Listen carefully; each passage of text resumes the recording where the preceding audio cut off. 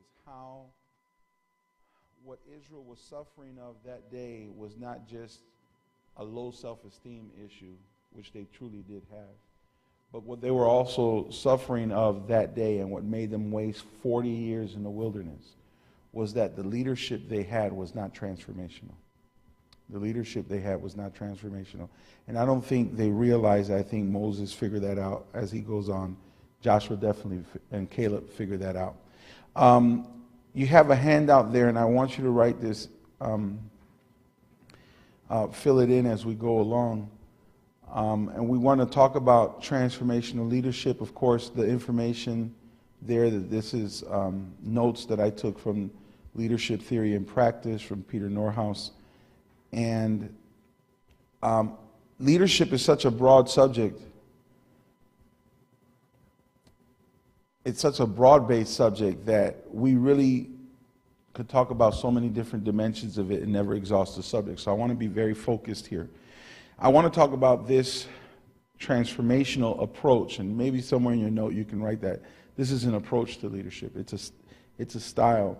It's a facet of leadership. And it really describes how leaders can initiate, and that's not in your notes either, but you might want to put these words in there, keywords. This is how you can initiate, this is how you can develop, and this is how you can carry out significant change within an organization or a team or a ministry or church. So this is how I start initiating those things. This is how I can develop not just projects, but I can develop people for the projects. This is how I can get things done if I'm able to be transformational. All right?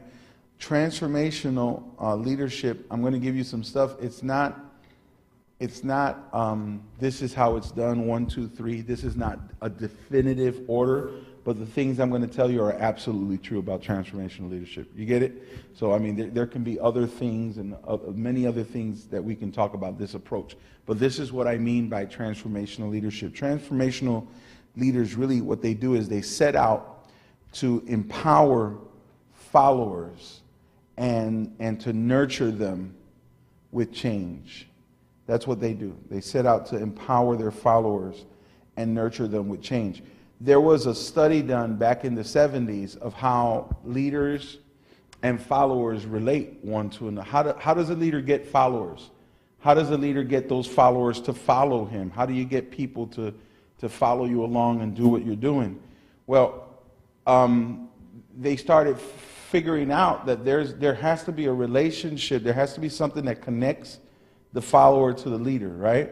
And in transformational leadership, they found out that there's a process. That's the first blank there. It's a process that changes. That's the second blank. And the third one is and transforms people.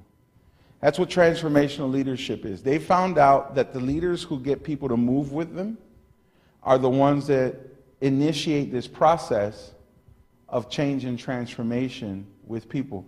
And the amazing thing is that transformational leaders don't just change their people, they change with their people. They change with their people. Okay?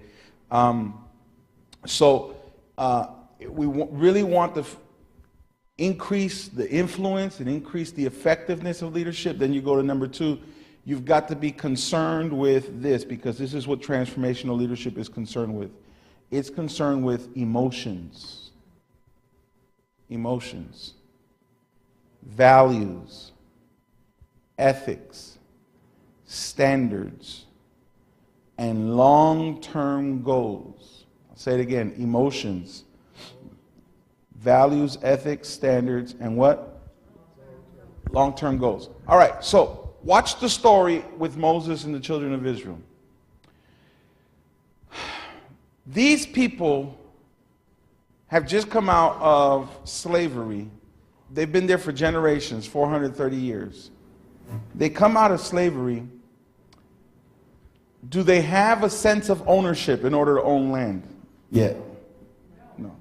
Do they have a mentality for overcoming and for victory? No. Now, they just saw 10 plagues happen, and they just saw a mighty move of God bringing them through the Red Sea. I mean, they know God is with them. The issue is that you can lead people and you can minister and say, God is with you, and the scripture says, and look at God and watch God is going to move on your behalf. That doesn't make a difference. When the issue is not God and the external, the issue is them and what? Internal. Their emotions are off. Their emotions are off. Their values, their ethics. Those are the things that are off. So if you're going to work with these people, then you've got to be concerned about what makes them tick.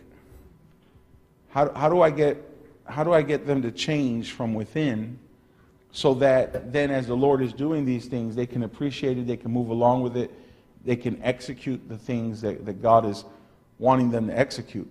And please be sure to get a handout, you guys are walking in. Maybe we should keep them in the back. You don't mind putting that box right? Yeah.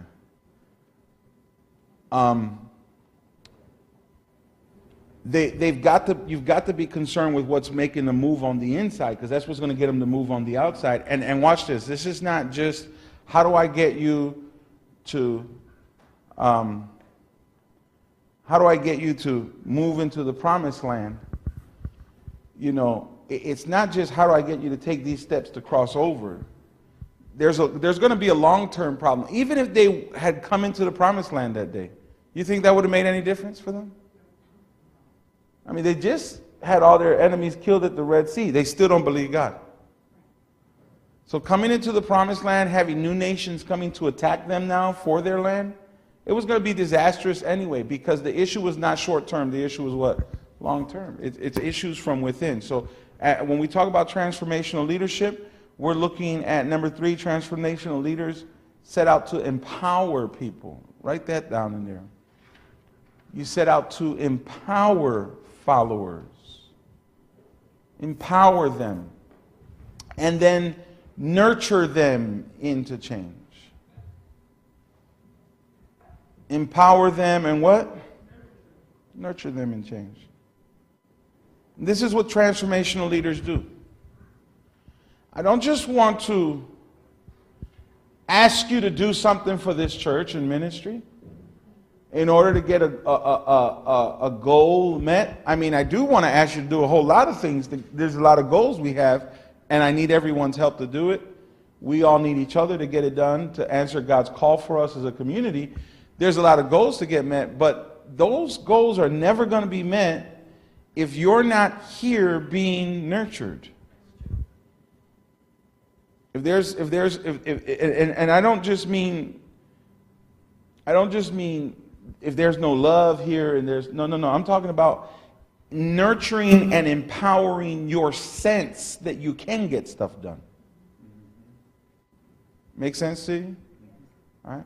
So someone joins your team. I don't know this person. I guess they just don't want to work. They don't want to follow me. I mean, I'm trying to work with them and they just can't. I can't get them. Yeah, look. It's going to take some time. It's a long-term process. You're going to have to connect with them, because the issue here is just as much emotional. Sometimes it's not skill set. It's just as much emotional as it is anything. So we got to nurture them, empower them. Keep going on number 3. This is what transformational leaders do, and I love this. They attempt to raise the consciousness in individuals. They attempt to raise what? What did we just read in Numbers 13? We looked at them and saw them as giants, and we felt like what? Grasshoppers. Where was their consciousness at? Really low. Really low. So transformational leaders are really focusing on raising the level of what? Consciousness in the individuals, and to get them to transcend. That's another key word there. I want you to surpass, transcend your own self-interest for the sake of others. Think about others, not just you. Think about why we want to do this as together. Come on, amen? Amen. This is not just about us. There's others or myself. This isn't about myself. I want you to think the big picture here. And I want to raise the level of consciousness. My grandmother was a holy woman of God for many years. She died a holy woman of God. I'm talking about my mom's mom. She spent most of her time around us growing, when we were growing up, so we knew Grandma pretty well. Grandma had some issues. I knew she had issues by the time I was a teenager and starting to think on a different level. I was like, yeah, Grandma's got problems. Now, she reads the Bible about 4, 5, maybe 6 hours every day. She spends most of her time in prayer and in Bible study every day. 2, 3 hours of prayer, 3, 4, 5 hours of Bible study. That is her 8-hour workday. Grandma's not going to come out the room till around 3 o'clock-ish to cook. But from 6 a.m. till about 2 or 3 o'clock, that's what she's going to do every day. That's a mighty woman of God. Oh, she had gifts and anointing. She knew the Bible very well. Phenomenal. She wrote sermons, penned songs, prophesied, ministered to people. She would break away. The only time she would break away is because she's going to minister to someone or get some coffee. And then she'd just be right back in there. Now, I'm not talking about she did this for a week or a month. I'm talking about for 41 years of my life, she did that. Or for almost 40 of my life. She died right before my 40th. So, Grandma is this really anointed woman of God. Has a major impact on the development of my spirituality and, of course, my mother's and so many in our family. Has a major impact in setting the course of ministry for our family. And she was not the pastor. My grandfather was a pastor who did more than her in prayer and Bible study. Now, I'm going to show you something about my grandmother. Grandma also was raised in a family that she knew was her family, but not her direct family, because she never really knew who her mother was. So she was raised with brothers and sisters who she thought were her brothers and sisters. Then she found out they were her cousins. Then she found out they were both because of Grandpa's incestual ways, great-grandpa's. So he had kids with 3 sisters. Married the one and had kids with her sister, and her other sister. Raised all his children together, but they didn't know which ones were the cousins and which ones were the brothers and sisters till they got a little older. Almost looked really Mormonish. They weren't. She was also in abject poverty, so never had anything. There were times she'd go through seasons of life with no shoes. Food was very scarce. She ends up getting raped. She ends up getting married and left and raped and beaten, married, left, raped, beaten. And going through a lot of violence, poverty. She has 8 kids, 2 of them between 2 and 3 years old. When each of them hit 2 or 3 years old, die because of malnutrition, because they didn't have enough food in the house where my mother grew up. So my mother saw her baby brothers and sisters die. So, dirt floor, my mom was 8 years old, and when my mom was 8 years old, her baby brother was born, the last of them, my uncle James, was born, and he had a fever. He was just a few months old, had a fever. The neighbor said, just heat up some rubbing alcohol, rub it on his body, it'll help clear it up. So my grandmother said, okay, but she had no stove. She had an open pit fire and didn't have pots and pans, so she put rubbing alcohol in a can over an open pit fire. When my mother comes around, oh no, they had a stove, but it was just a big old, it was complicated. My mother comes around to peer and look into it after having rubbed alcohol over herself. The can blows up and burns her whole body in 3rd-degree burns. The house burns down. Her daughter's on flames for more than 3 minutes. was supposed to die. That was a miracle. God saves my mother's life. They lose everything again.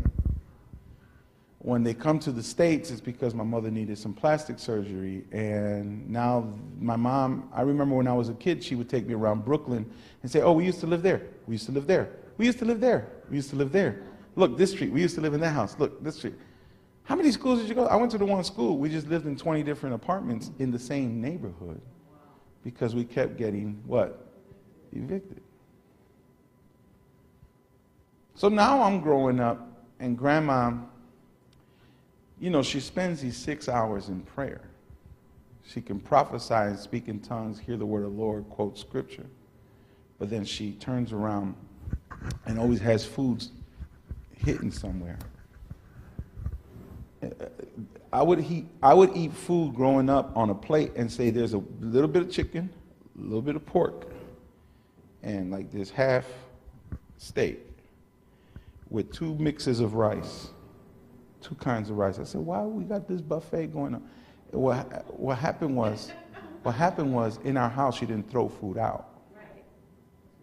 So you had something from Monday, Tuesday, and Wednesday, all mixed in, and you don't cook again until all the other one is gone. When I began to prosper and I'm making over 6 figures a year, and I have a new construction, big, beautiful house, and don't have financial woes, and bring my grandmother over, she goes, oh, look at this. But she can't be there for more than 10 minutes without grumbling and complaining. Because y'all wasting all this money on this air conditioning. Shut the air off. Cut all these lights off. Why do you need so much space? You're wasting money. No, don't throw that food out. You guys throw food out all the time. She can't be, can I give you a ride in my new car? This is just too much. This is just too much. What's the point I'm trying to tell you? When my grandmother got old and then she died mentally disturbed by all the antecedents of her life that had her impoverished and in pain mentally. Here's my point. You can have really high spirituality and really low what? Humanity at the same time. Now, could I ever get my grandmother out of a small church? No. Because her high spirituality was here, but her low what? Humanity was down there. Could I ever get her to move along into anything new or greater or bigger? No. Why? Because her level of consciousness was too low. I'm trying to help y'all. I can preach till I'm blue in my face, prophesy and every prophecy come to pass, and people will still not move along until I work as a transformational leadership to try to raise the level of their what? Consciousness. Please go back there to number 3. They attempt to raise the consciousness in the individual and to get them to transcend their own self-interest for the sake of others. That's exactly what was happening with Joshua or Caleb and the people. The land is free. Say with me, it's free. God is giving it to them for how much? For nothing. It's what? It's free. They're getting land for free. God has killed all their enemies. There's a cloud with them and a fire with them, right? Cloud by day, fire by night. They get free bread from heaven every day. God is sustaining them miraculously. There's powerful things happening all around them. And can they move forward into a promised land? No. They stall. They stall. Hear what I'm trying to say. They what? Stall. Until you raise a person's level of consciousness, what are they going to do for you? Stall. So you have a vision for your team. And you can have a vision to do some major things. You can have the funds to do major things. you can have the opportunities for major things. And I'm talking about team. Your team could be your family, it could be the person you're dating, the people you work with, the people at your church, whoever that team is, that unit of people you're with. You can have all of these open doors and the funding and the possibilities and opportunity, and that person is going to what? Stall. Why? They need transformation. They have a low level of consciousness. Number 4, transformational leadership involves an exceptional form of influence. Please write that down in there. We often say this, leadership is influence. Leadership is influence. Well, this is leadership, and it's giving them influence. Why? Because under this person's leadership, I've been transformed. My level of consciousness is growing. My thinking is different. My feelings are different. My ethics are higher. Right? There's an exceptional form of influence that moves followers to accomplish more. Write that down in there. Moves followers, we're in number 4, to accomplish more than what is usually blank of them. What is usually what? Expected of them. So how do I get people out of this, Bishop? How do I get people who have low humanity, low self-conscious, into upper places? How do I move them forward? Well, until you begin to connect with them on an emotional level, what we said in number 2, until you connect with them for emotions, values, ethics, and you begin to establish some long-term goals, as we said in number 2, it's not going to happen.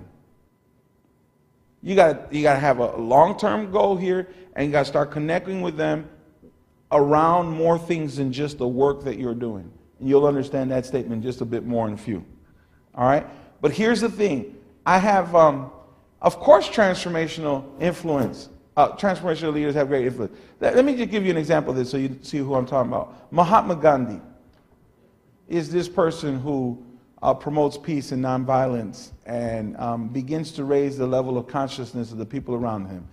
He goes down in history as one of the greatest leaders in the world of all ages, period. Why? He raised more people out of their state of consciousness than anyone else. They follow him. The ideals of Mahatma Gandhi get transferred over to an African American named who? Nonviolence, peaceful protests. Thank you. He quotes Gandhi all the time. All right?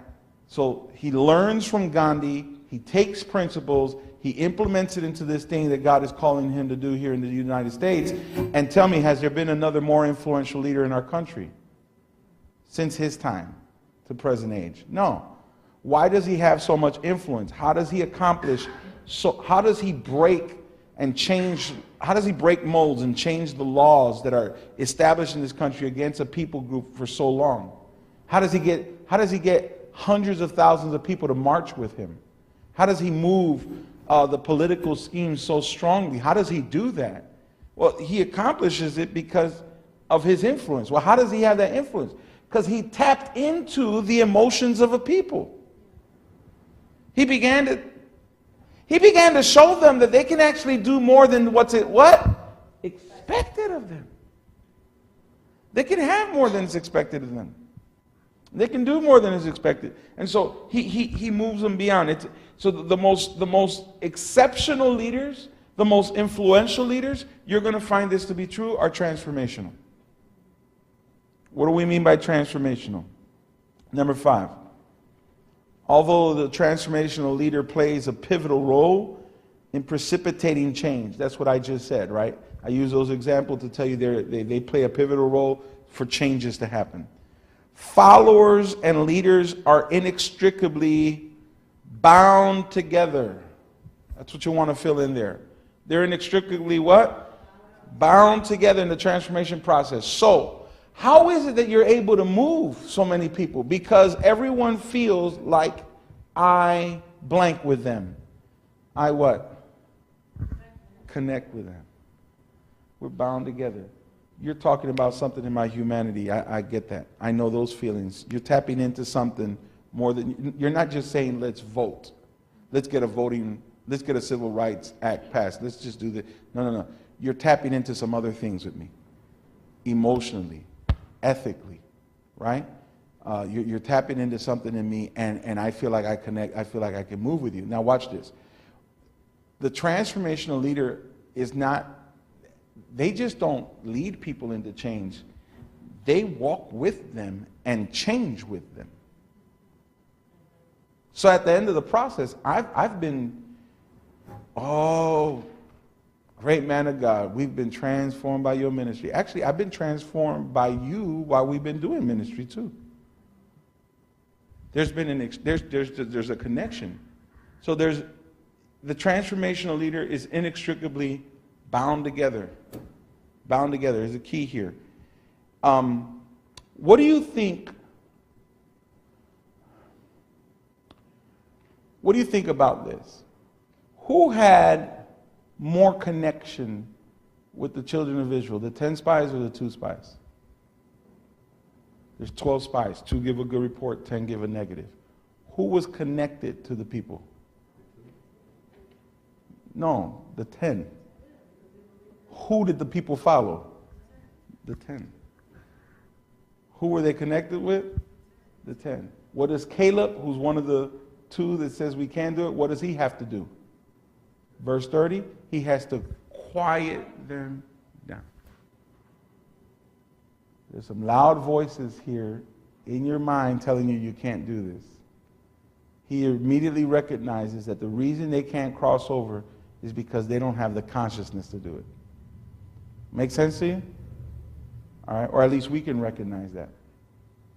Number 6, transformational leadership views leaders. This is what leader, when you're thinking about it in transformational terms, we view leaders as people who tap the motives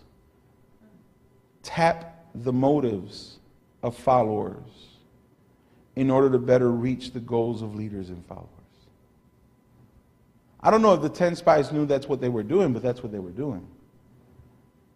They were saying stuff to the people because they were just like those people, right? They were bound together with them.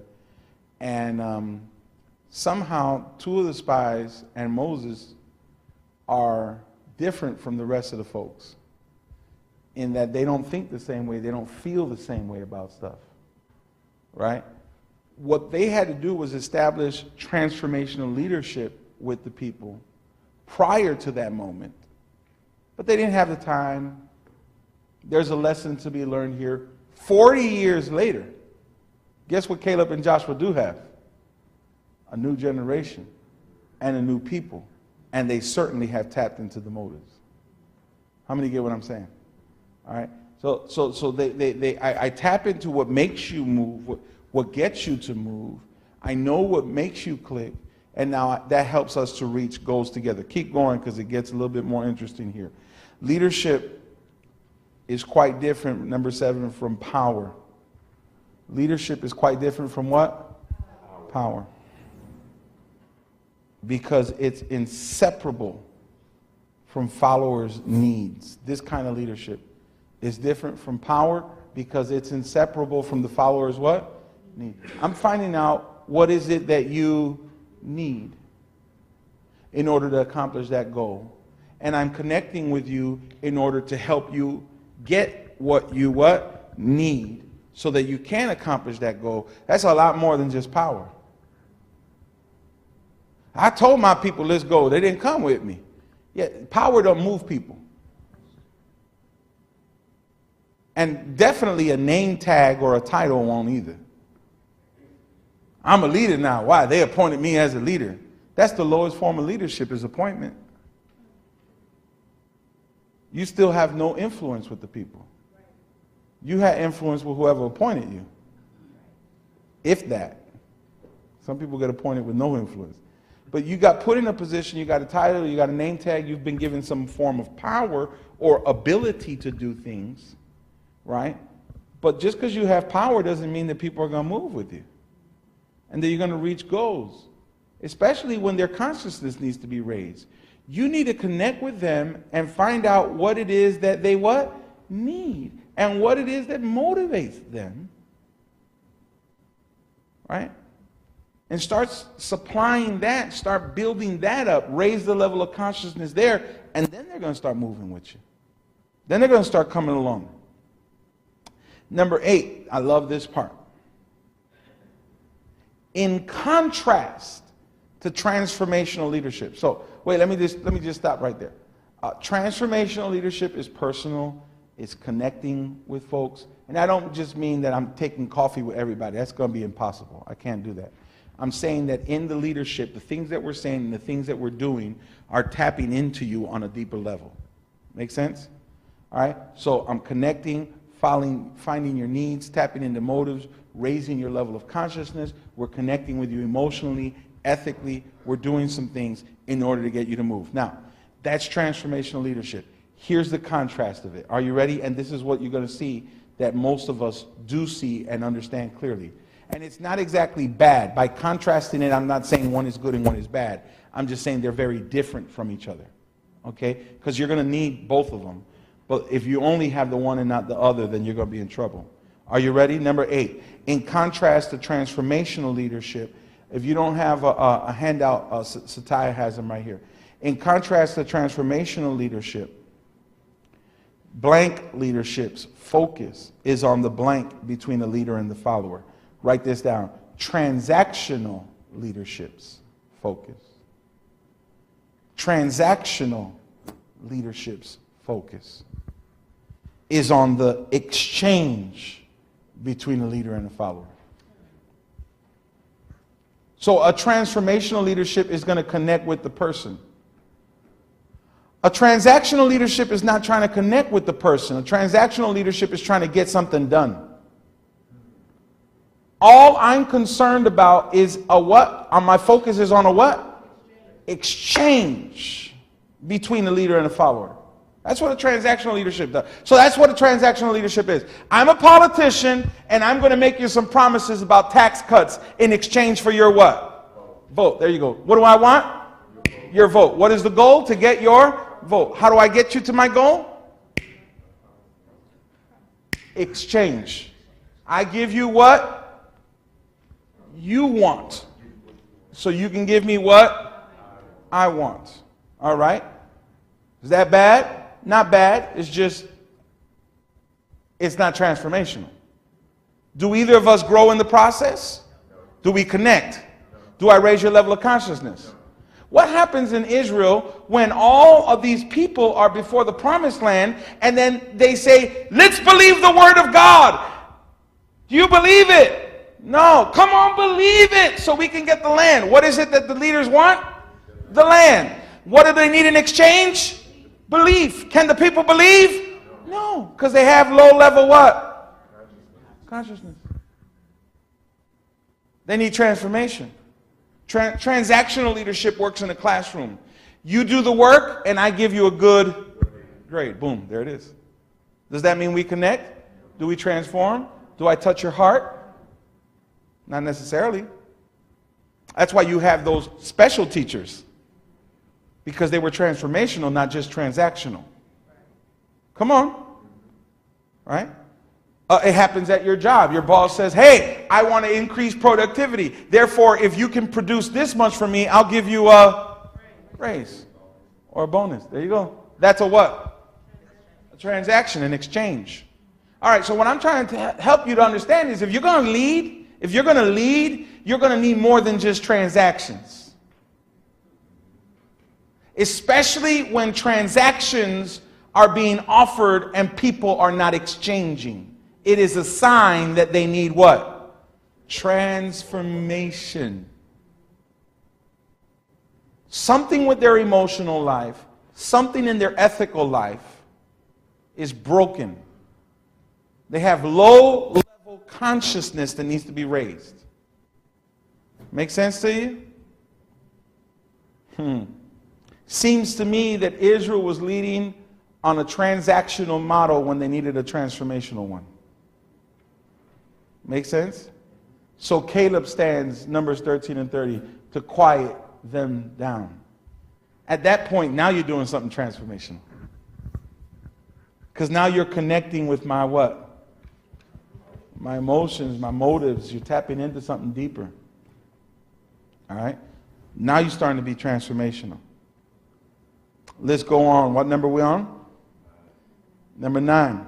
Transformational leadership is a process that does this with others. Write this word down in there. It engages. That engages with others. I said transformational leaders need to connect. They need to what? Engage with others. And create a connection that does this. Raises the level. I need to create the kind of connection here that what? Raises the level of two things. Of motivation. Because the reason we're not meeting the goals is that you're not properly what? Motivated. And morality. And by morality, I'm not just talking about good things you do versus evil things you do. I'm talking about the whole inner man, the whole inner workings of you. We need to raise the level of motivation and morality in both the leader and the follower. It's the only way possible to get things to happen.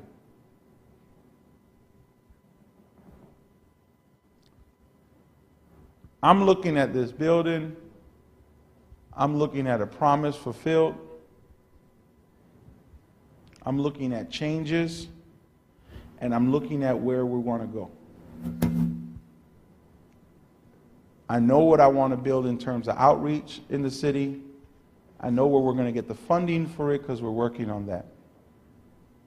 It's going to allow us to tap into thousands of dollars every month to do the work that we could do now had we had the money to do.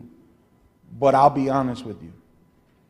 I'm not dying right now to get that money. I'm working on it. But I'm not desperate to get the money because I recognize that getting the money ain't going to solve the problem. Because while funds are an issue, we have another issue. One that deals with what? Two things. Motivation and morality. So I want to use the time that I have right now available to me to do something with motivation and morality. It's what? Raise the level. So I'm trying to create a connection in our church. Connections through our small group ministries. Connections through our exchanges in order to raise the level of motivation and morality. Which means I have to find out what is it that the people need. There you go. And where in your life does your consciousness lie so that it can be raised. And there's different groupings, even here in our small church. Some conscious, mid, some high, some low. I explained the story earlier of how my grandmother had high spirituality and what? Low consciousness. When she died, was any of that changed? No. You live your whole life and die and not have those Now, how many sermons a day did she hear? About 5 or 6. 4 on a slow day, 3 on a slow day. This is not a lack of word. This is not a lack of prayer. This is a lack of leadership that has the ability to what? Transform. She had been serving under a lot of transactional leadership. But very rarely did she engage with transformational leader, and when she did, it wasn't long enough or effective enough to raise her levels. That's the problem in Numbers 13 and 14. that I see, one of the great problems. Number 10, in essence, transformational leadership produces this: greater effects. It produces greater effects. I wish all my leaders would have been here today, to be honest with you. Because I'm watching from the sidelines saying, there goes a transaction, there goes a transaction, there goes a transaction. They're trying to move CIC based on transactions. CIC is not going anywhere on transactions alone. Well, Bishop, I know what we need to do in order to increase the attendance here. Really? Talk to me about that transaction, sweetheart. You really believe another exchange and transaction is going to make that change? Or is it a reflection of where our mindset is? Of where our own hearts are? Of where our own ethics and morality is? You tell me. Do we need higher level transactions, or we need the raising of consciousness? Yeah, ask a question. Is that why when churches do like the giveaways to bring people in, they never really stay, because that's just transaction? It's a great question. Is that why when churches do big giveaways, people never really stay? I don't think you need one over the other. You need both. But let's say we offer some transactions and some exchange, right? Like we do in factories, like we do in classrooms, like we do in politics, all the things we said, you know. Let's say we have the funds now, we can give away. I was just talking to someone the other day about getting 300,000 Nike sneakers to give away. And how we can build up to 300,000 sneakers. Talking about how much that would cost, where we would get that money, and then how we would approach the broker in order to get those sneakers so we can give away to the community. Now, let's say 100,000 families show up to pick those sneakers up. Let's say 10,000 people come to pick those sneakers up. And we have this huge line of cars up and down the street, and you got, let's just say 200 people show up to get free sneakers. I got 200, let's say 100 people show up to get free sneakers. 100 people come and get free sneakers. How many of them stay?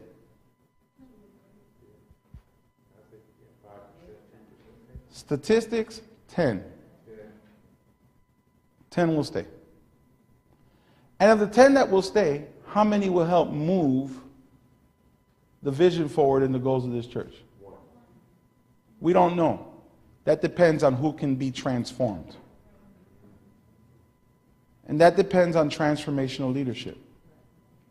So we can have a mill of good works in the church, which is good. We're called to do good works. We want to open an opportunity to touch people and love on people on an initial level. We want them to come on an initial level. That'd be awesome. But what happens when you gather millions of people or thousands of people or hundreds of people and you bring them to the promised land when they've not been transformed? Do they cross over? No. No, none of them cross over. Not without transformational leadership. You see what I'm saying? So you can't get people into the promise and then expect now it's all going to work out. Unless what starts happening? There you go. In the issues of moral and motivations, morality and motivations. Number 10, in essence, transformational leadership produces greater effects. That's why it produces greater effects than transactional leadership. Whereas transactional leadership results in expected outcomes, that's key. Transactional leadership results in what? Expected outcomes. Expected outcomes. Well, guess what happened? We had 100,000 sneakers and we got all these people to come. Did we meet our goal? Yes. Did we get our expected outcome? Yes. Is that important? Yes. Is that desired? Yes. We want to do that. Do we want that without transformational leadership? Because while transactional leadership gets you the expected outcomes, transformational leadership results in performance that goes well beyond what is expected. So we were just expecting to have X amount of things work for us. But because there was transformational ministry happening, we went well beyond. People were connecting with people. Prayers started happening. Words were being exchanged. We started connecting with people's emotions and ethics. And, you know, I was thinking about this yesterday. The kids had a car wash yesterday, youth. They didn't get a big result. You know, they were out there working 4 hours trying to stop cars, but they got 2 cars in 4 hours. But it made me think about a time I was at a car wash when I was working youth ministry in Cleveland. And I remember being really frustrated at the car wash. And then it had me thinking, I wonder what they did yesterday with those 2 cars, you know. And I don't know, I never asked questions. But I'll tell you why I was frustrated at my car wash when I was a youth leader back then on West 14th Street in Starkweather in Cleveland. Because we had about, Elder Junie, we had what, 30 youth outside working? 30, 40 kids outside working? And we had a line of cars coming in. And the people that were there were only washing the cars. We was like, what? Nobody's connecting?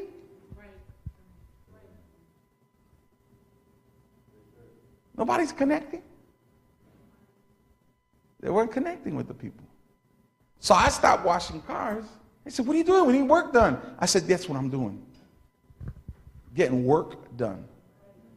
I don't just want these people's transaction for money for cars. There's another work we want to do. How many get what I'm saying? And then at that point I started saying, hey, maybe we can exchange numbers, beeper numbers. Remember that? Give me your pager number. I'll let you know when we're doing this. Man, that would be awesome. I didn't even expect. I didn't come here for all this. And look, it just went well beyond what I expected. Well beyond. So and I'm not just talking about evangelism. What led me to that form of evangelism was a style and approach to leadership that says, to really move people into what you want, you have to connect with them. Number 11 and 12. This is really important for me to cover. Pseudo-transformational leadership. You say, what is that? Pseudo in front of everything is fake news. It's just fake. It's imitation. Pseudo-transformational leadership is a term that refers to leaders who are self-consumed. Because the genuine transformational leadership is not doing this for self. They're doing it for the people. Pseudo-transformational leadership is not self-consumed or exploitive and power-oriented with warped moral values. And I got a few examples here. I have like Adolf Hitler and Saddam Hussein. Both are transformational leaders. Both connect with the motives of the people. Both connect with the emotions in their nations, in their communities. Both of them have great influence. Both of them start supplying a need. Both of them start having a personal connection with their communities. However, what was driving them was self-consumed, was exploitive. What they were doing was for their own orientation of power, and therefore they abuse people. They kill. They have warped sense of moralities, right? So I'm not talking about them. Can I tell you this? We got pseudo-transformational leaderships in the pulpits too. Yes. Who are building ministries or quote-unquote people in order to build themselves up. Let me back up a second. We got transactional churches, y'all. That's one thing CIC's never been, and I don't ever want it to be, is a transactional church. And I mean that in the negative sense. We are transactional for a lot of other things. And you always have to exchange. But what I mean is this.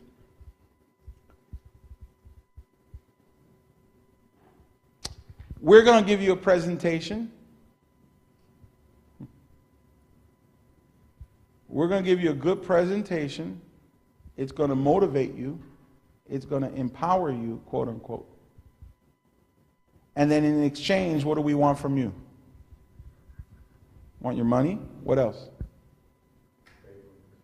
Faithfulness. Attendance, right? Volunteerism. Is that stuff bad? Don't we ask for all that here? Yeah. But some ministries are only that. That's the danger. Because people will sit around and say, no one had a connection with me to transform me. I kept going there for 5 years, 10 years, 15 years, and my level of consciousness was never raised. My level of morality was not raised.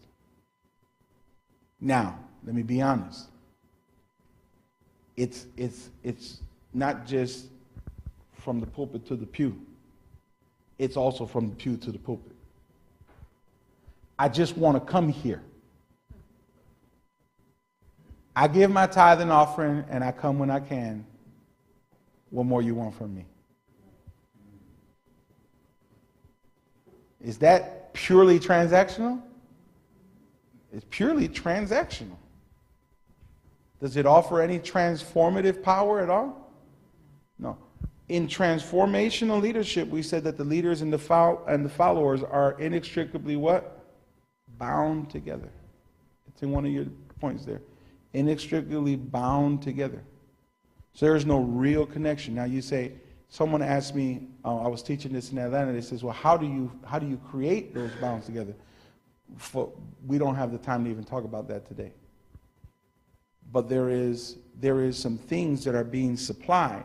I'm not inferring that it's only through personal friendship. Some people are hearing me, and that's what they might think when they hear me say that.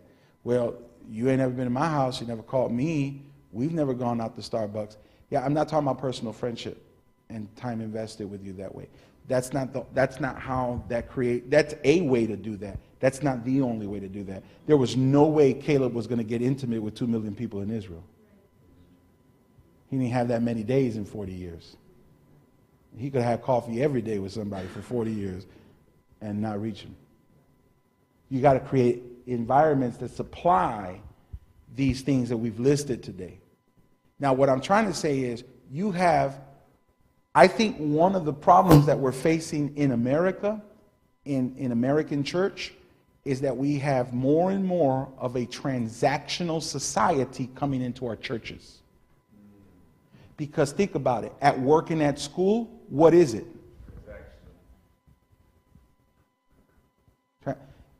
Come on, I don't want to keep criticizing President Trump, but does anybody care about the transformational qualities in his life? Anybody care about his morality?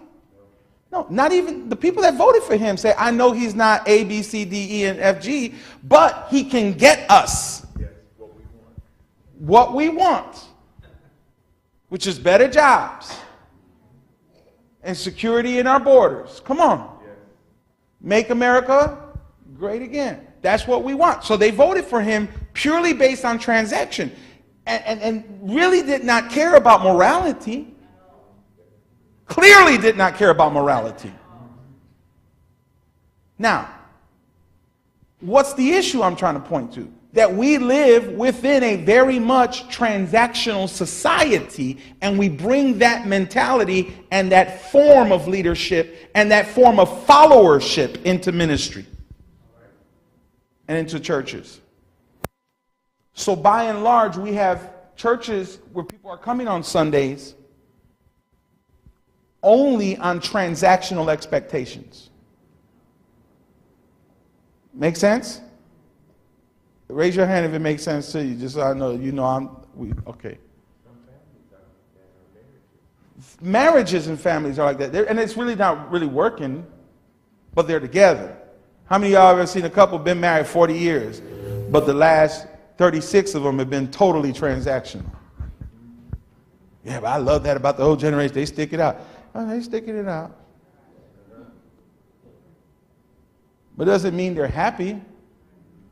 It doesn't mean there's any transformation happening. All right? Number 12, final point, and then we'll go to Q&A if you have any questions. Authentic, transformational leaders have to do this. Transcend, it's go beyond, break the limits, move past their own interests for the sake of others. Because let me tell you, if you're Caleb and you see the opportunity of the great promised land and these people not trying to follow you, how frustrating does it get to lead them? Very frustrating. And this is going to be a leader's complaint to me often. I often hear this from leaders. I'm trying to work with these people on this team. Bishop, they just,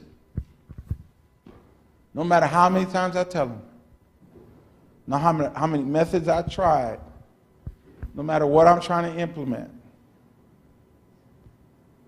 they're not doing it. They don't get it. And my point is, it's not even so much the method. Method can be an issue, but at that point, when you've tried multiple methods, multiple ways, and they still can't move into a goal, then more than likely the issue is not transactional.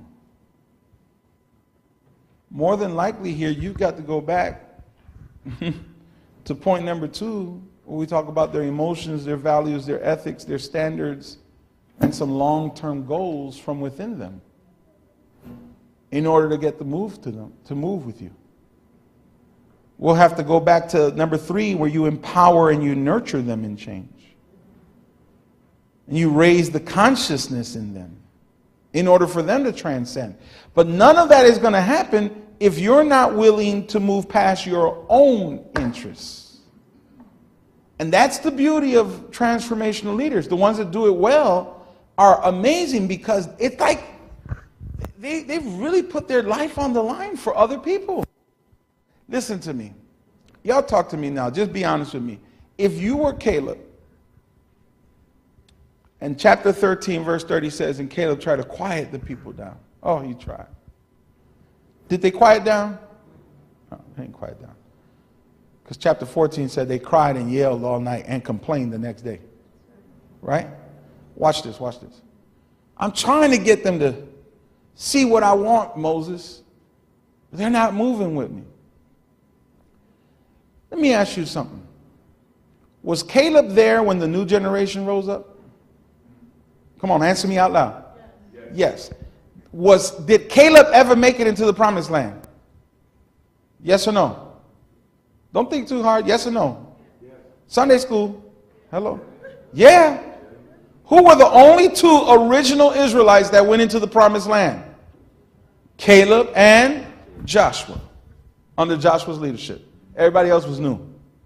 Now, the Bible says something about the time when they crossed over, and it says, and this Caleb had a different what?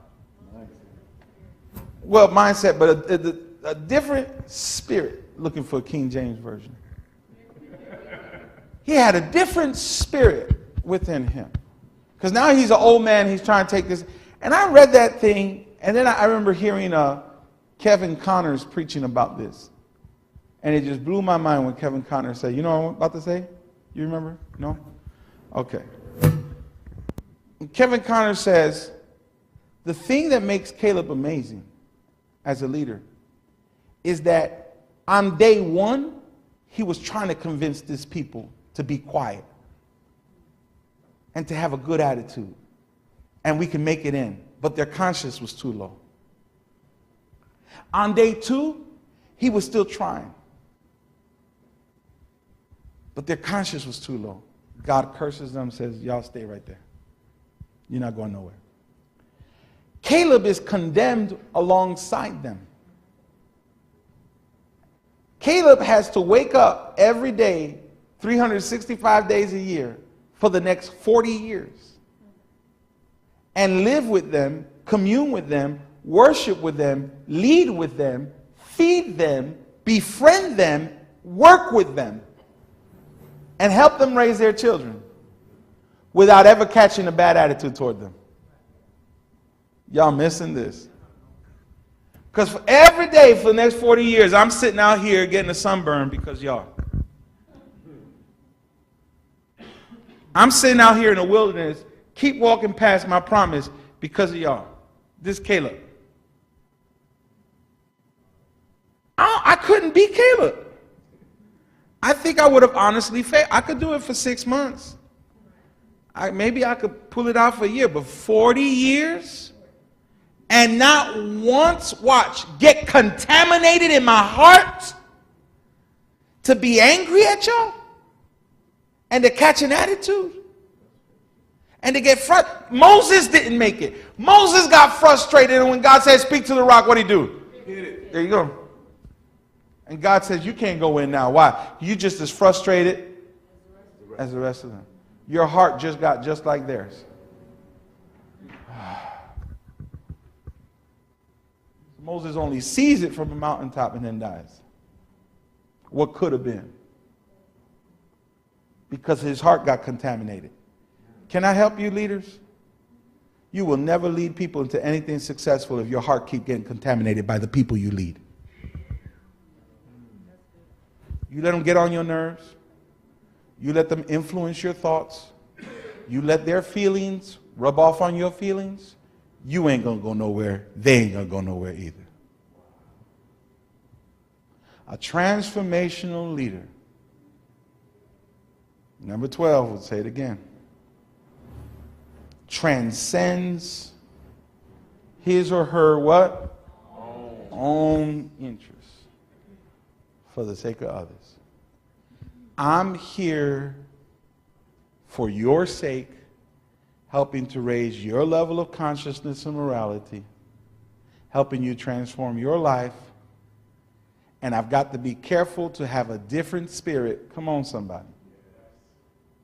Because when we do cross over, I, as you, must be approved by God in my attitude. Yes. Is this helping? Yes. I can't be bothered by it.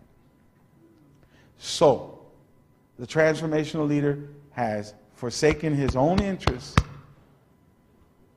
because as soon as you get caught in your interests, you're going to start doing stuff like, this is what I mean by transcending your own interests. When you don't transcend your own interests, you start saying stuff like, you know what, I ain't spending no more time with these people. These people got me. Fill in the blanks. Come on, raise your hand if you've been there. I can't take this no more. All right, well, look, that ain't helping. I'm identifying you right now. I'm identifying you. If that's your speech, if that's your feeling and your words, then you, my dear leader, are just as the people you lead. Neither them nor you will come into any of the things that you're trying to accomplish.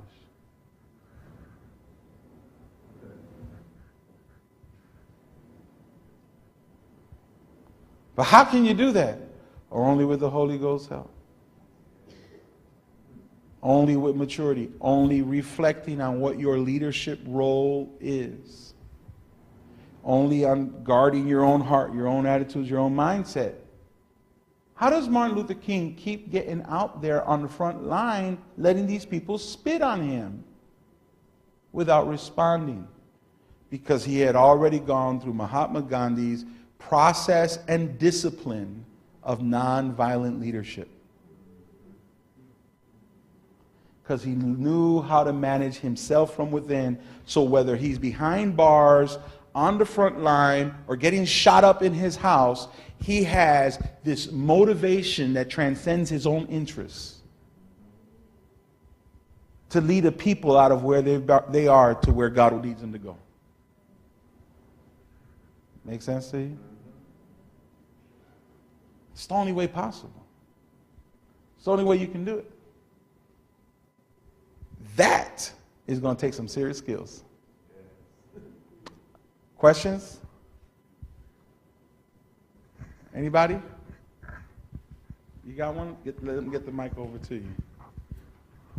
You stay on that side. Can we get another mic for Junie? Because we couldn't do this before, now we can. You just stay, no, let them keep that mic. Hold that mic right there on that side. You get the ones on this side, you get the ones on that side. There we go.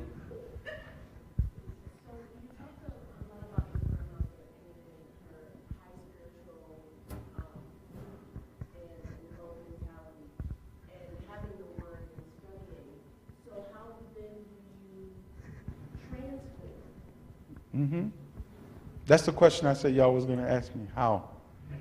But I don't have all the time to do that. That's part 2 of this class. Let me answer you in a brief way. Can I do that? You could write this down. You're going to have to research. You're going to have to research. You're going to need to provide 3 things. This is what transformational leadership provides. I don't think she was provided these 3 things. I don't think she was provided because the church she went to was just like her. High spirituality, low self-conscious. And they gloried in that. They thought that was spiritual. Transformational leadership is influential because it provides these 3 things. Inspirational motivation is number 1. Inspirational motivation. That is that leader is communicating high expectations of their followers. If you don't set high expectations for your children, guess what they won't do? They'll never rise to them. No, they're asking too much from my kid. How many of y'all realize that your kids act differently at school than they do at home? Who's putting a higher demand on the child? The teacher is. They meet that level. Because there's high stimulation and motivation, high inspiration for motivation. So what we need to do is change our parenting to involve high inspiration for motivation. I looked at the way the pre-K teacher took control of them 30 little kids, and 20 kids in there and all that noise, and just one, I was like, whoa, I got to learn that technique. It's a what? It's a technique. So they inspire them to be committed to themselves and to rise up to another level. Number 2, intellectual stimulation. I have a whole other teaching just for these things. Intellectual stimulation. I'm going to inspire you and lead you to be innovative and creative. That's basically what I'm saying there. And there's details for all of this, big juicy details to really help you unlock it for you. Next class. Number 3, there's individualized consideration. Individualized consideration. That is, leaders who provide a supportive climate for that change. I spend a lot of time trying to build supportive climates for change. I do that through my Bible study series that I carefully pick out and what information I'm sharing. I do that by doing these classes with you to try to get you to do the same thing, right? Supportive climates include programs and teachings and words and opportunities for relationship and connections for those changes to happen. So when they're getting that from someone, guess what they do? Just like that child in the kindergarten room or in the 3rd grade room, they rise up. They rise up and they come out of where they were, or where they were. They come right out of that. Good question. Did I answer that? Okay. So it's not just going to happen just because I'm connecting with you. It's what I'm connecting with. I'm connecting with you for. What I'm connecting with you for, I'm providing you these things. That's what causes the people to come on up. You know, and there's a great transformation. Yes. Anybody? No Q&A? Yep. Go ahead. How did people? They're learning it. Community.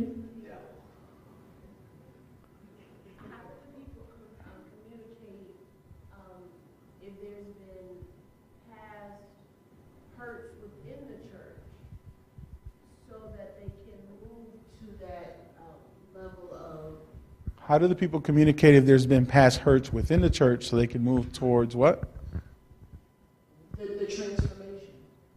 I'm not clear on the question.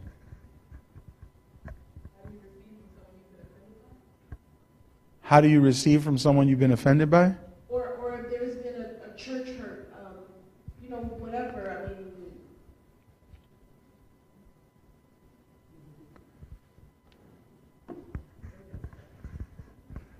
But it's more than just offense, I think it's, okay, let's just go with offense. So the person has been offended or hurt, and now you want them to move forward, but in the same place around the same relationships? You want the person, there's a person that's hurt, and now the question is, how do I get them to move forward when they're still in the same environment with the same people, under the same leadership, in the same relationships? Something's going to have to change within that, or that will have to change, one or the other. Either healing has to happen, offenses have to be repaired, relationships, respect, all those things have to be repaired, or they need to find a new place. It's not going to happen otherwise. So how does that get repaired? With maturity. People taking ownership and responsibility for things. Now, I decided often, well, not often, I want to say often. Well, it seemed like it was often early on, but a few times early in my church life, I was up under a leader that I couldn't follow. And so when I was up under a leader that I couldn't follow, I attempted different ways to mitigate the situation, heal, fix, confront, right, raise the level of responsibility. And in a couple of times, I was more mature than the leader. And so then I had to just find a new leader. But you had to want that. I had to want that, yeah. You know what I'm saying? Of course. What do you do when the consciousness is low? Ask that again. Here we go. What do you do when the consciousness is low? When whose consciousness is low? The people, the follower, or the leader? The Father. Uh-huh.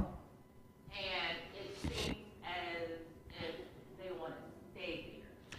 That's the problem with Israel. That's exactly what we're talking about. It took 40 years for a transformation to happen. And in this case, it didn't happen for the first generation, it did happen for the second generation. So that's going to be a personal choice that the person says, I trust and I'm going to follow this leadership and go. I started off by saying transformational leadership is a process. If the process does not happen properly, if it's not initiated, if it's not accepted, if it's not desired, it will not happen. It has to be a process where both the follower and the leader are committed to doing it properly, and then they can move on. If not, it will not happen. Does that answer that? All right, so how if the person doesn't want it, how do I get them to move? I can't. You just, you get there and you try to push a mule who don't want to move, you get kicked. The mule stays where he's at. You have to patiently lead. And if at some point you cannot patiently wait, then it cannot happen. Make sense? Anybody else? Yes. Right back there.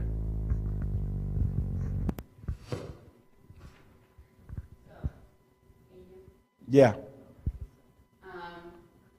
So, being more specific, for our core group of leaders in this church, I know we did the theme. My concern is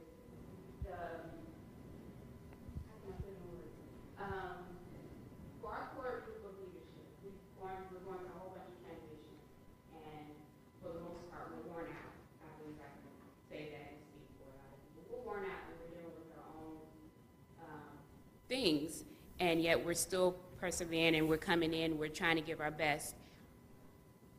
In light of us wanting to have a balance of transformational leadership, which transformational leadership and transactional leadership, we're on top for the most part, the core people who are here and faithful on providing the transactional portion.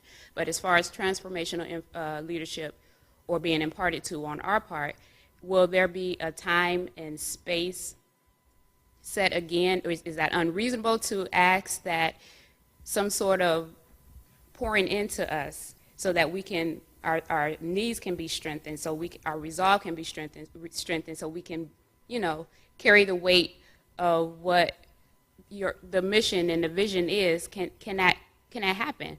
Because it sounds like, and I could be listening from a wrong filter, that we're being given a list of things that we should be doing. I have no problem in doing it, but if we're broken on the inside, if we're worn out, if we're tired, if we're mentally just exhausted, it will still be operating, leaning more on the transactional portion, and we still won't get anywhere. So I don't know where I'm going with this, but I think we need to be poured into. And I understand that we have a responsibility on our own part to, spend time with God and all that good stuff. But if we have found ourselves battle weary and lost our focus, it's so easy for us to become a target of the enemy, and then people start dropping off and quitting. And so how can we, as a core group, dealing with this before we try to prepare for everybody else that comes in, and before we try to implement all of the good stuff that you're teaching us, how can we deal with that first and then build upon that? Let me address two things. I don't think it's deal with one, then the other. I think it's deal with both. Okay. You keep moving, you keep working, you keep doing, but you're not unattentive to an area of your life. I think a big mistake that some people make is to say, well, I'm going to stop parenting now because I want to focus on my marriage. Can you do that at home? Absolutely not. I'm going to stop going to work now because I want to focus on my diet. Can you do that? No. Why do we think we can do that in ministry?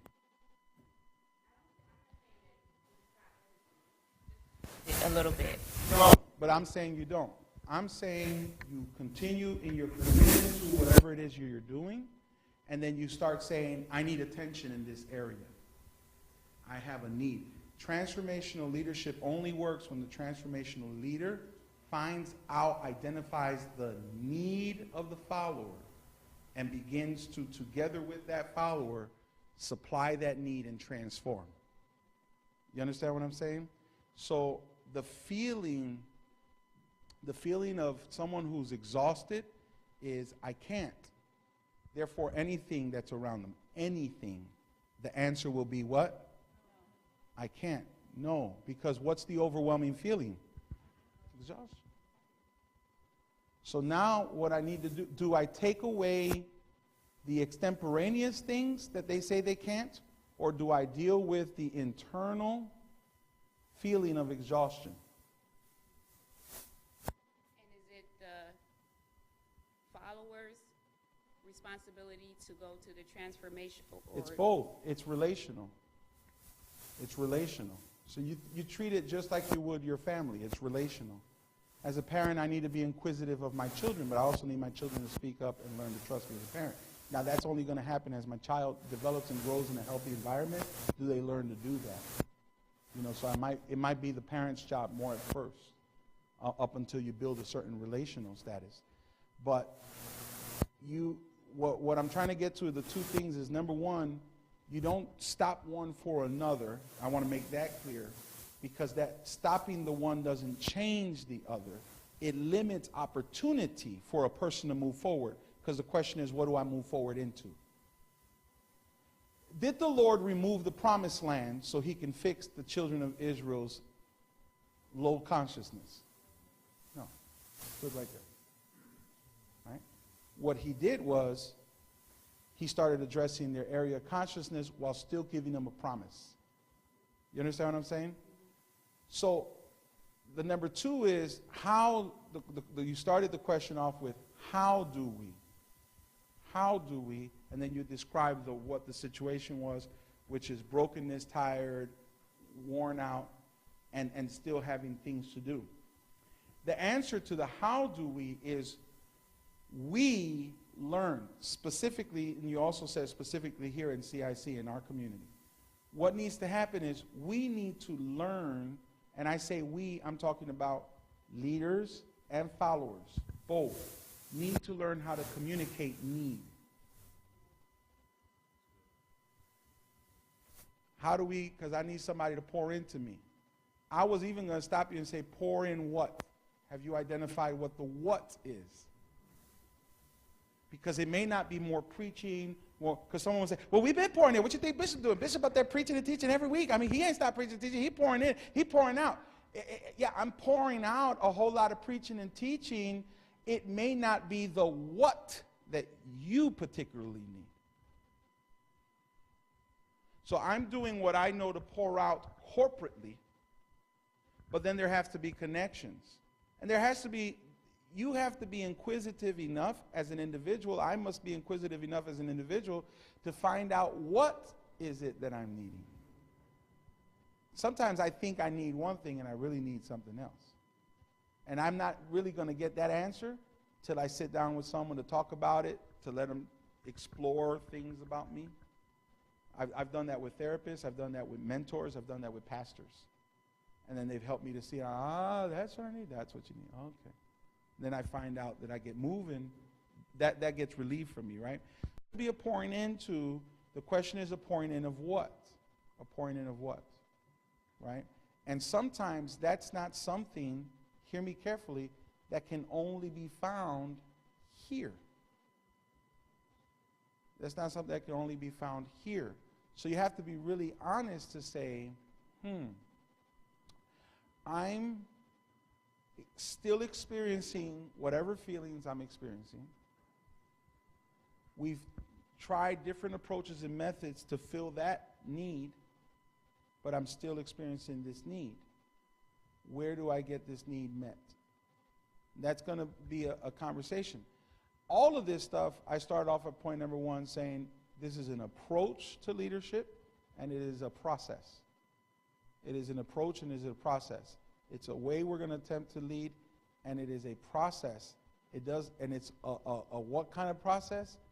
We said number 2, emotional, ethical standards, and what? Long term. Are you committed to a long-term process? Are you willing to do that? I sit down with a lot of couples who have issues. Well, I'm going to try 2 sessions, Bishop. If you don't, I'm done. Well, then leave now. Because 2 sessions ain't going to help you. You need about 48 sessions. And putting in work for all 48 of them. How about that? Because nothing I tell you and nothing you figure out in this session is going to help you without you putting in what? The work. So just leave now. Don't waste my time telling me if I can't fix it in 2 sessions. I'm not insulted by that, but you are wasting my time, especially if it's being offered for free. You wasting my time. Peace out.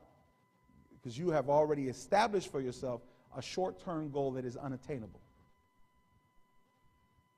Transformation takes time. How many understand that? It takes time. It takes a lot of time. I don't know if I answered the questions for you. The smile says no to me. No, I want to be able to answer the question, but maybe it needs to be restated, or maybe someone tell me what I missed, or jump in. What time is it? Because we're 6 p.m. It's 9:40. Let's do 5 more minutes. Okay, so in a traditional church format, when you talk about calling out the core and having a set time for not just a teaching format, but a time of worship and spiritual impartation, perhaps through prophetic words. I don't know if I'm interpreting that as to what you're talking about, like a time for pouring in. Is that what you're defining that as? Yeah, consciousness is what Right. I was talking about earlier in the class. So I think you're asking, is that something that's going to happen? Yeah. Okay, so to answer that question, the answer is yes. And I want to take that back. That's not something that's going to happen. That is something that is happening. yeah, but I'm Already. talking about a set event time. That's Calendar. the point. That's the point I'm trying to say. Hold on, Brother Bishop. You're asking, I'm trying, if you will permit me, I'm trying to be the interpreter between the question and the answer. So, thank you. The time frame, calendar date, time for that, is that going to happen, or is that happening? The answer is yes. We talked about this after Congress, it was like the redo of what we did in Cleveland right before our transition with Jesus Model and all of these things. We called everybody to a hotel, and we had a lock-in and this, and that. So it was time of impartation, time of teaching, ministering to soul. So to answer that specific segment of your question, no, Jesus is Lord, that, yes, Okay. is coming. It's, So is the question, is there going to be an event? Because what my answer is, this is not event driven. When I'm talking about, and if you guys were here on the early side, not to like accuse, but if you go back and you listen, you're going to hear to my explanation of the process I'm describing. Right? It's a long-term, slow process, and I'm not talking about so much an event as I'm speaking of an approach to leadership as a whole, right? So, do there have to be events? Yes. Do events need to be scheduled? Yes. But in speaking of, we did a PTSD thing with a few professionals here. When I found out what they were teaching, I wish the whole church would have came. 8 people came. Because the information that was shared there would have alleviated a lot of people's stress and pain in life. We need to build up a grief recovery program. We need to build up a grief recovery program. There has to be a lot of things that we can do to build and establish ministries to reach on psychological levels, to minister to people. But because it's a new ministry and all those things are not offered here, you have to be able to find, where do I get that from? Like, we give the phone number when people ask us, we say, go to this counselor, call them. You could pay them on a sliding scale. Your insurance will probably cover it. But a lot of people don't know how to take that, right? So there is spirit, body, soul. There's spirit, body, soul. Like, I think in this church, we get a lot of spirit and soul. We don't get much of anything body. Y'all realize that? When's the last time there was a health and nutrition? There was workouts. They were talking about physical things, you know, or material things. So I want to build up that side too. But to answer the question, it is a process. There has to be an identification of what the needs are, and then there has to be an attempt to mitigate those needs, both between follower and leader, right? And then if that can't happen within that relationship, the question then is, where does it happen? And then finding that. Yes. So my question is, being that core leadership depend on the leadership from the pew, how do we establish a guideline or a culture, if you will, when leadership is not always available for counsel or for that one-on-one? Because the church eventually is going to grow. That's what I'm saying. I'm not offering that. Okay. We have a pastoral care team. They have work to do. We have people that dropped out of the pastoral care team. We don't have certified counselors here. Well, we have like 2 or 3, but they're working. You understand what I'm saying? I want to go back to something because I think it bears repetition. We're talking about establishing a climate, which is different than providing a program.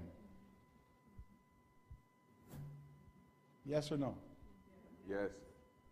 When we talk about a leadership approach that establishes a climate for this, the climate is set.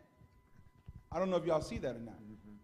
Because you wouldn't even be having these questions and this conversation if the climate weren't set. What are you talking about? When's the last time you stood in a class with a bishop talking about these things and even considering it?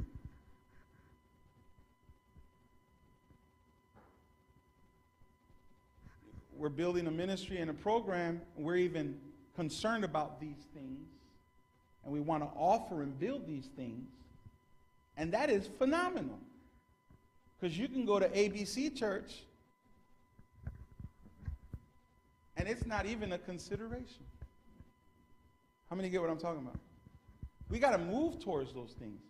But to answer a question for programmatic purposes, when do we start scheduling appointments for counseling? When we get counselors. Bishop. When do we get counselors? When there's a budget. Right? And I know that's not what you're saying, Sonia, but that's what Juni's saying. So what I'm trying to say there is we want all of those things to happen because of transformation. Do y'all follow that? That's the whole point. Transformational leadership is interested in these connections with individuals to help them raise level of consciousness. That's what we're aiming and that's what we're going after. You know? But it takes a transformation even to get there. Yeah, there's a process for all of it. And there's also transactions. There has to be fundings and programs and people. Yep. What when like when the followers' conscious is rising before the leaders what's that process? How does that work out? Frustrating. Yeah. And yeah, so how do you overcome that, or how do you go to the leader over the leader, or? That's what you do. You just answered it in your own question. Okay. You confront it, or you approach the leader about it. You approach the leader's leader about it, and then and you talk about that. Transformational leadership is an approach to leadership. Because like everybody, we're all here, but I know maybe somebody's not gonna get it, or somebody's getting it before somebody. It's a long-term process. It's a climate that you develop, right? You learn it. Did you give one class about how to father, and then your children get it or don't get it? No. It happens through a long-term relationship in your household. They get it through osmosis. They get it through the growth and the development. You understand what I'm saying?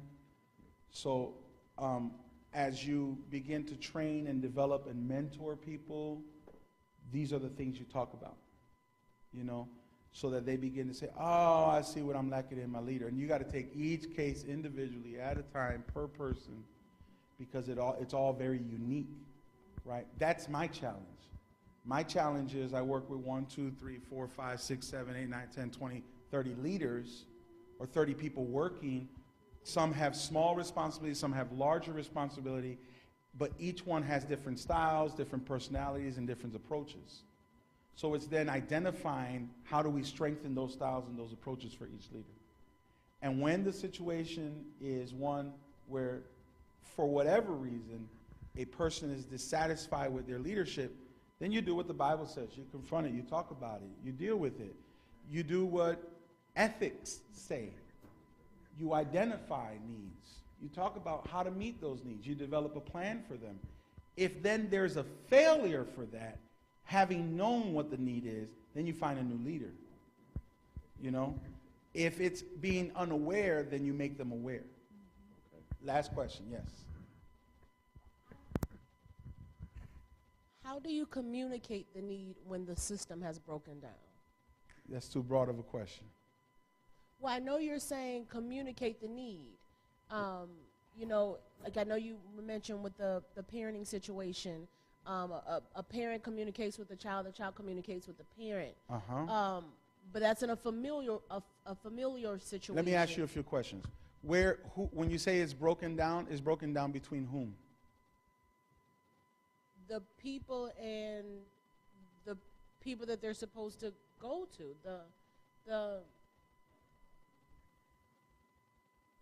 It's broken down. How do you communicate it when it's broken down? All right, I'll give you a general answer because I can't give the specifics. You fix the communication system, right? Well, how to go about doing that? A whole lot of conversations, figuring out how that person communicates, how things are to be presented, how are they expressed, or is it that I'm expressing it wrong? Am I not communicating it properly? There's a lot, you know what I'm saying? It's like very involved. There's a lot of questions there. It's a very broad question. So if I'm hearing you correctly, to communicate the need, we need to go to, maybe that's what I need to say. For us to communicate the need, who do we communicate with? Because, I mean, obviously it's not you, because, I mean, you know, that's not right now. You communicate it with whomever is providing leadership to you that's transformative, right? So I have a leader in my life someone who's helping me as an individual to grow ethically, to grow morally, to grow spiritually, to grow emotively, I communicate it to that person because that's who's leading me through this thing, right? If you're wanting something that's not there, if I'm trying to tell someone, hey, you're supposed to give me this, you're not giving it to me, they may not be aware of what the need is. They may not be aware of their approach or their style of leadership and where it's failing. They may not even be desirous. They may not be a transformative leader. They may be purely, something else. You understand what I'm saying? So if I'm already in a relationship that's transformative, then I just keep talking and communicating. That's why I said it's a broad question. I keep sharing and communicating. If I'm in a relationship to a leader and it's a titular relationship, they have a title as my leader, but there's no relationship established for transformation, chances are it's not going to happen until that person becomes aware of their style and their approach and of your need and then learns how to implement it. Does that make sense? It makes sense, Bishop.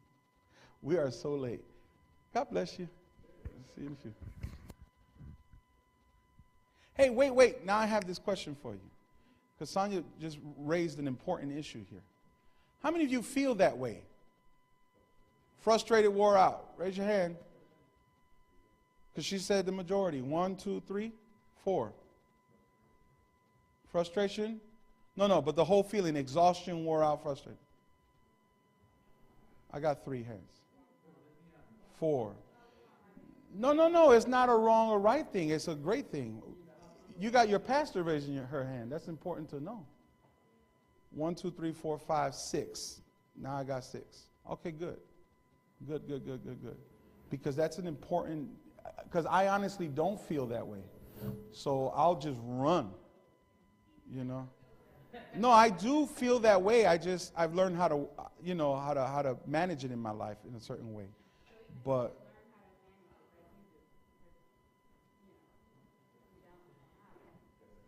that's more than a class because it's also personality. Personality has something. My personality is that way too. All right, I'll see you guys in a few. Thank you.